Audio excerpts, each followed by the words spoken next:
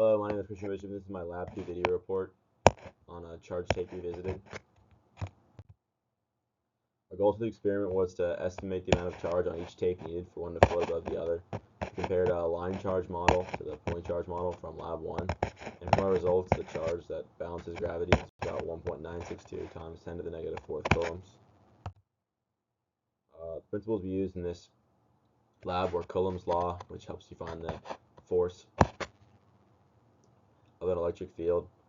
So K equals Q squared. So normally an electric field, the vector is just K equals Q over R squared, but the additional charge Q is multiplied in order to find the force. Gravity equals M, Fg equals mg, obviously. The tape floats when force of gravity equals the sum of all the FEs. So if you see the diagram at the bottom, there's a bunch of different green arrows because we're treating it as a line. So you have to estimate the amount of arrows, which we'll get to later. This also ties into the principle of superposition, which is where you sum the contribution from many small charges in order to get the total magnitude and the total charge that's actually acting on the tape. At equilibrium, they equal each other. So our experiment and initial conditions. Our system is the top tape, surroundings, bottom tape, and the earth. Our surroundings include the air, supports, and hands. Our assumptions that we assume a uniform charge per tape, so uniform lambda. Basically, like each individual arrow is exactly the same. We neglect nearby effects on charge, so like humidity, air resistance, anything that could possibly affect the charge from their surroundings. We're ignoring air resistance, and we're ignoring the tape's thickness, so in the z direction, so we're only counting the width and the length. Our initial value of the tape length is 0.2 meters, our mass is 2 times 10 to the negative 4th kilograms, and our separation of equilibrium is 0.01 meters.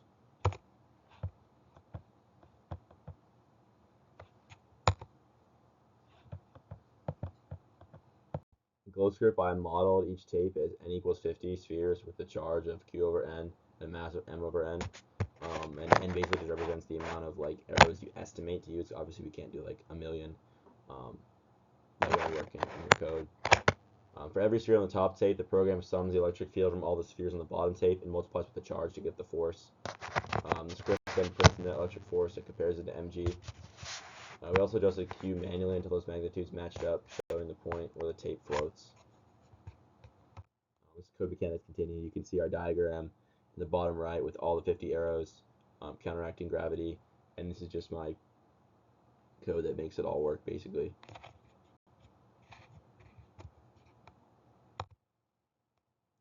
These are our results. So with the charge distributed, the average source to target distances are larger.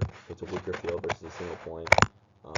Basically, that means just like to balance mg, a line charge needs a larger q value because if it's stretched out over a longer distance, you need more initial charge in order to be able to cover that distance. This table just shows our comparison. So our point charge to value is much, much smaller compared to our line charge model. And you can see our glow script in the bottom. Assumptions, air, and sensitivity. So our assumptions, we ignored air resistance, equal and uniform charge along the tape, which we already discussed earlier. And the tapes are exactly parallel, so there's no angles because that would make the math more complicated and also wouldn't make that much of a difference. Possible errors is measurement uncertainty in our distance and mass. On the tape could be more, and the distance could be slightly more, 0.01.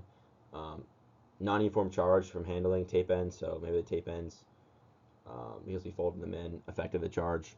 And then fringing fields and nearby conductors, so there's any nearby items that might affect the electric field.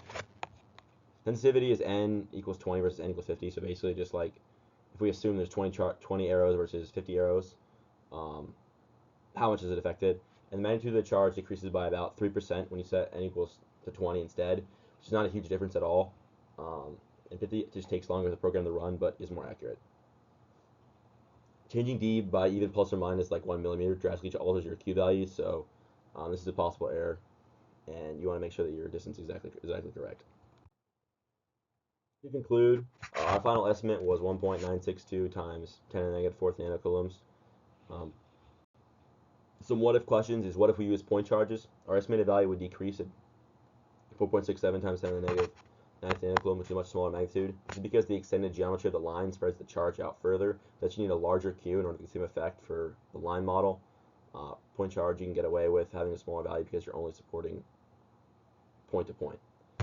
What is closer to reality? The line charge model is closer to reality because it includes the tape's actual length and also utilizes the principle of superposition, which is it actually isn't real life. There's many different charges, and nothing is just one spot. Thank you so much for listening.